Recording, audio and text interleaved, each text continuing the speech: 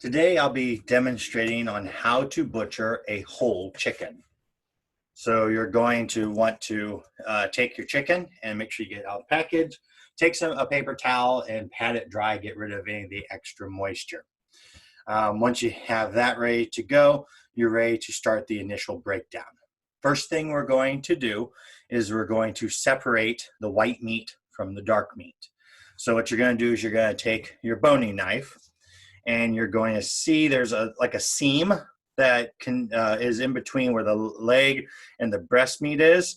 You're going to take your knife and separate that. And then what's going to do is it's going to expose that space between the white meat and the dark meat. Okay? Do the same thing on the other side as well. Separate, and all you're doing is you're cutting through fat here. So you separate those pieces. Right. You can cut a little bit down just to make it a little easier to work with the dark meat. Make sure you're just cutting through the fat. Don't cut through any of the meat. Okay. Now what we're going to do is we're going to separate the leg thigh combination from the rest of the chicken. What we're going to do is we're going to pick it up and we're going to pop out the thigh bones from the socket. Again, like a mafia enforcer, you're breaking its legs. The legs and thighs should touch. The legs should touch each other on the back because that lets you know that they have been popped out of socket. Then I'm going to lay it breast side towards my right, being right-handed. And now I'm going to remove the meat. Now here's where people get into trouble. A lot of times they just take and they just go straight parallel to do a cut, just like you did with the legs of the rabbit. The problem is you're missing a very, very important piece of meat in the dark meat. And that's this little piece right here, one on each side. We affectionately refer to this meat as the oyster. The reason why we refer to it as that is once you cook it, it looks like a cooked oyster in the shape. So what we actually do, you follow along, you take the middle part of the blade, you go above where the oyster is at, and you do this little swoosh, like the Nike swoosh type of thing. I'm going to go down to get that oyster, and then I do this kind of little swoosh around. See, that gets that little piece right there. Now that I've gotten the oyster, now I can lay it up against the thigh bone and remove the meat. So that right here is the oyster. That's what I'm looking for as part of the breakdown of separating the leg and thigh from the rest of the carcass. Okay. Everything you'll see is it gives you this little hoof right in here. I'm going to do the same thing like so. This one, because the way it is, I'm going to put it so it's closer to me, but I'm using the middle part of here. I'm going down and around to get that oyster, and then I work my way down the thigh. Again, get that oyster while it's in there. Okay? So this is really, really important. You always want to make sure you get that oyster when you're working on it. So please take your time. Make sure that you get that swoosh in there in order to get the oyster when you're taking the thigh off. Okay? Next thing I'm going to do is I'm going to separate, and I'm going to remove the rest of the meat, the breasts and the wings. Now, there's a few ways to go about doing this. You can take and split in half and have a bone in.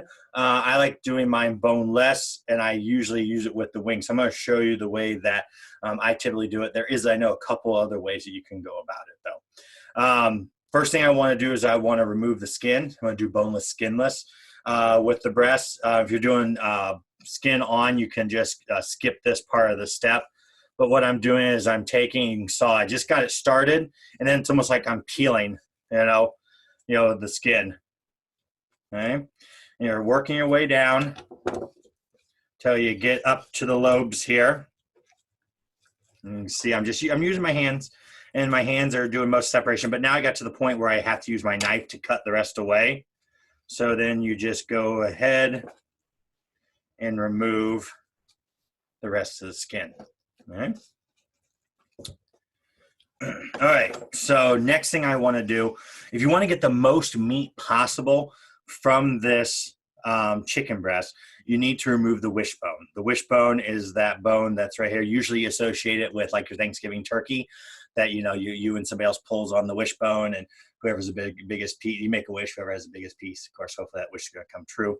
Same principle, just a smaller version here. So what I'm going to do is I'm going to I need to cut on the inside of the bird. So I'm going to move over here so you can see. But what I'm going to do is, so I can feel the bone here, I'm just going to take the tip of my blade, and I'm going to just put it just to the outside of that side of the wishbone, and then just to the outside of that part of the wishbone. Now the fun part comes in. Now I'm going to take my finger, I'm going to go in, I'm going to hook in, and I'm going to pull out the wishbone. And I'm not going to usually get it in one piece, and that's okay. Usually one side's easier when you get the other. So I've got the two bones. I'm not worried about the bones down here at the bottom because I just want the stuff up top, so I make sure there's no bone that my knife has to run across, and so I don't miss meat while I'm doing this cut. Okay. So the wishbone's been removed. Now the next step is then to start and separate the two breasts. And what I do is I take, you can go either way. You could do breast lobe towards you, or you can do lobe away. Some people find it's easier to do lobe away first. And so what I'm going to do with this is I'm going to take my knife, and right down the middle of this breast is what they call the keel bone. So it's the vertical bone. I'm going to go just to the left of the keel bone. I'm using the tip of my blade is all I'm doing to do the work. And then I use my finger here in my left hand to help separate. And I'm taking it down until I can see it's like a white. That's the actual breastbone right here. Once I've gotten to that part, now I'm going to take the tip of my blade. I'm just going to follow the breastbone. Don't cut through it. You just want to ride on top of it. But what you're doing is using the tip of your blade to pull that meat back. Now I'm going to work my way up here, and again, following the breastbone, I'm going to take to separate this chicken breast. Okay, so I've got it separated here. The only thing I have left to do is now separate the rest of the way from the carcass.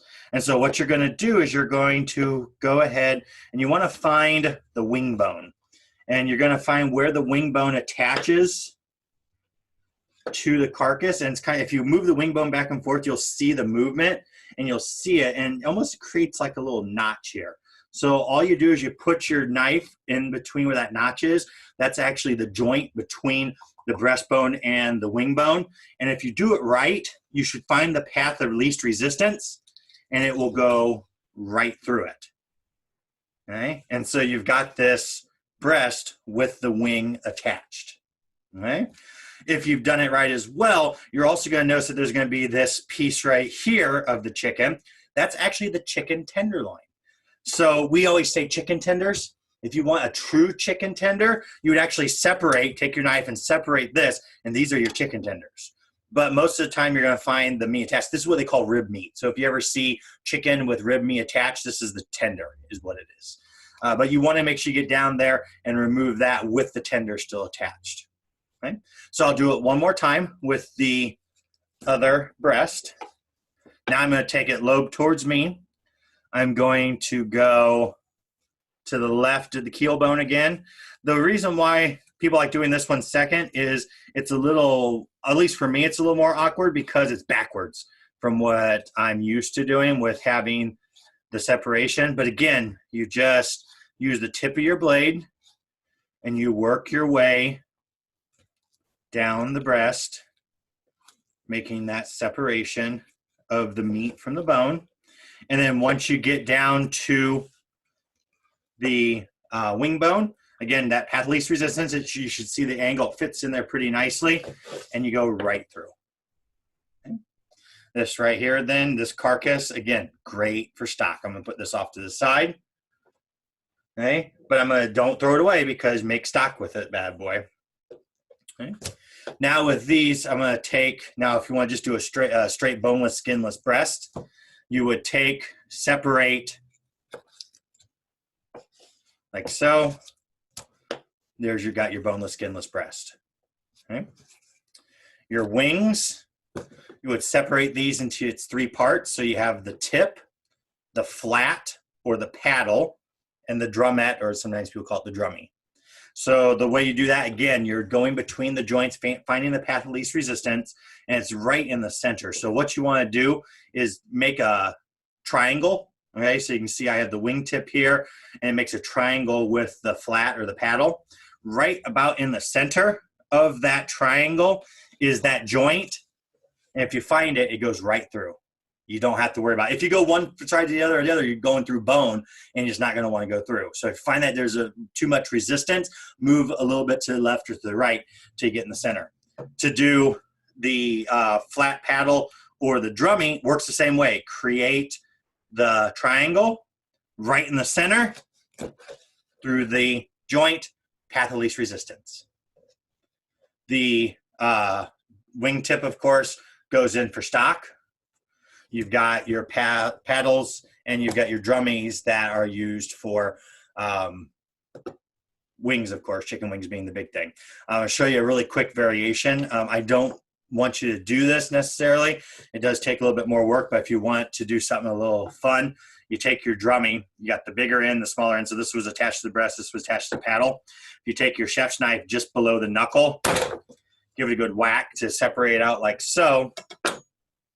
And then if you take and press the meat down to the bottom, and then it doesn't hurt to rinse it off, make sure there's no bone fragments or anything. Now you've got what we affectionately refer to as a chicken lollipop. So the bone is now exposed, you got the meat all down the bottom, so you could deep fry these or you could roast these in the oven, and then for an hors d'oeuvre, people would pick them up by the handle that you've created, and now you've got something that they can just pick up and actually eat. So it's kind of a high-end way of showcasing chicken wings as opposed to the traditional way. So the other side here, I'm going to show you a variation. Again, for you guys, I just want you to separate the wings into the three pieces, but you find there is a term called an airline breast. So what you do is you separate the three. So you can see I went through the one, went through the second, tip goes in, that goes here. The drum is still attached. Okay, so in an airline breast, it's the wing tip still attached, and then it's pressed down like so, and then it's served like this. It became very, very popular. You saw a lot in the 70s era around, and you would do these literally on airlines. So when they would do the meals, they would do this with the wingtip still attached, and that's where the moniker the airline breast came into play. So that's another variation. I don't need you to do that one for your demo. All I want you to do is separate. So you've got the two drummies, the two flats and paddles, and the two boneless, skinless chicken breasts. Next thing is now the dark meat. So dark meat is kind of the redhead stepkid as far as the chicken goes. I mean, everyone goes for chicken breast, and of course wings are extremely popular. If you're doing a leg or thigh, it's because you're having KFC or something like that. You know, you're deep frying it for fried chicken. And if you're deep frying it, it's actually really easy to do the separation. Again, very similar to the wings, you get this look, but what's an additional incentive, there's actually, you can kind of see it's a layer of fat right here going down. It works the same way here. It looks like a line. That's actually your visual indicator of where the seam is at, where the joint is at. If you take your knife and you cut through where that seam is, you'll be able to separate that wing and that leg in order to do your fried chicken. Okay? But we're going to take it a step further. We're going to make a little bit nicer presentation. I'm going to clean up a little bit of the fat there. We're actually going to debone this, and it goes for a technique that's associated actually with garde manger, but you see it in the savory, the hot side as well, and that's called a ballantine. A ballantine is typically a piece of chicken that is stuffed with an item, meat, sausage, cheese, whatever the case may be, and then it's rolled back up in the meat itself and then cooked. So there's a couple different ways to go about doing it. I'm going to show you one of the ways that works out, I think, fairly well. It's pretty easy. What you're going to do is you're going to take the chicken leg, you're going to take your boning knife, and you're going to cut all the way around 360 degrees, almost at 180. Geez. So you want to make sure everything is cut. Make sure the skin, the fat, the sinew, all that stuff is separated out, because you want to be able to push this down like so. All right. Once you've gotten to this point that you've got it all separated out, you're going to take and with your hand just pull back the meat. And what we're doing is we're getting it here towards the joint where the thigh and the leg come together. And then what you're going to do is you're going to pop the leg out. All right.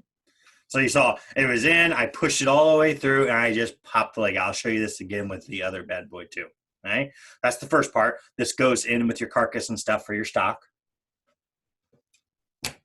Next thing I'm going to do is I got to get the other bone out. So what I'm going to do is I'm going to take the tip of my blade.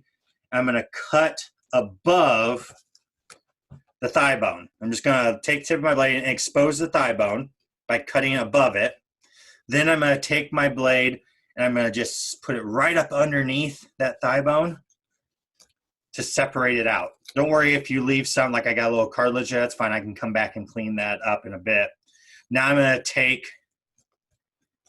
and scrape it down till I get to the last part here.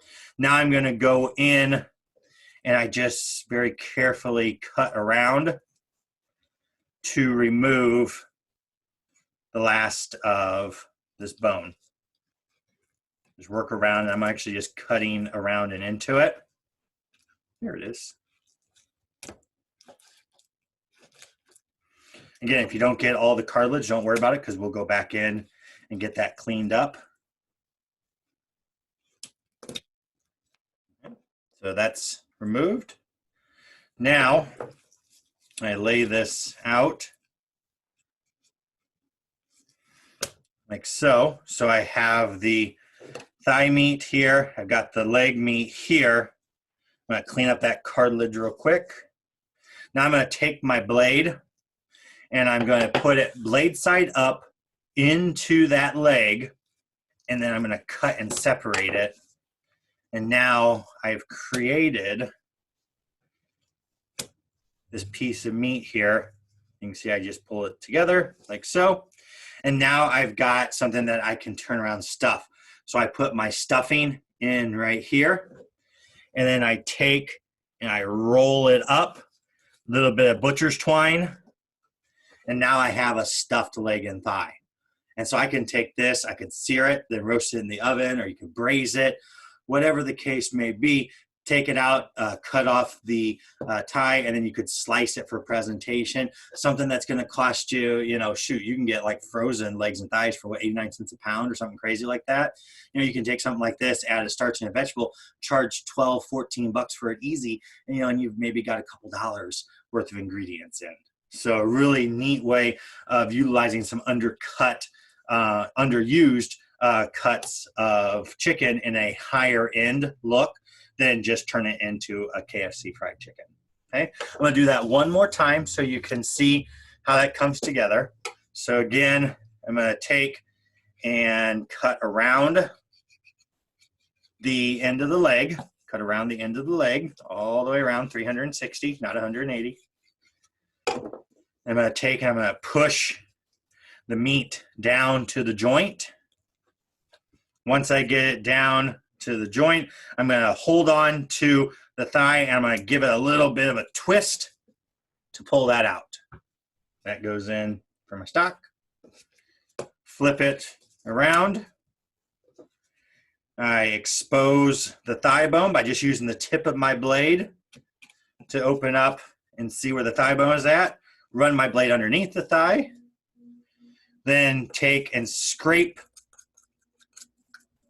the meat down from the bone. We want to keep that as much as possible and what that does, it exposes that other joint. Then we take and carefully cut around that joint to remove the meat and cartilage. Again, don't worry about if you didn't get all the cartilage out, because we can go back and take care of that in a bit. So got that out. Turn it right side back out. Go in. Cut that open. Oop, got a little bit more there. And I've got a little bit more cartilage, I see. That's fine. I can take this cartilage right here. Just again, go be very careful. Go underneath. The biggest thing is if you get into the meat itself, it's okay if there's little cuts and stuff. You just don't want to cut down into the skin, because the skin helps keep it all together and keep it intact. Even if the meat itself looks a little weird because of the cutting, you've still got that nice smooth skin that will hold it all together. So I'm just going to go in, cut away this little extra as far as this cartilage, and you'll feel it because it feels solid. It feels like something you wouldn't want to put into your mouth to eat. Last little thing here to keeping it together. There we go. Goes in for stock. Check, make sure I don't have any other pieces. You run your hands around it, just make sure there's nothing that feels too solid that you wouldn't want to bite into. And there we go. So you're all done. You're going to have 2 boneless leg and thighs set for Ballantines. You're going to present 2 boneless, skinless chicken breasts with the tenderloins attached, 2 paddles or flats, and 2 drummies, but again, you don't have to turn it into the lollipops. And then you're going to have, I just stuff it into the center. You're going to have all the bones and stuff that you can use to make stock, and then also represent your waste for your yield sheet. And that, ladies and gentlemen, is how to break down a whole chicken.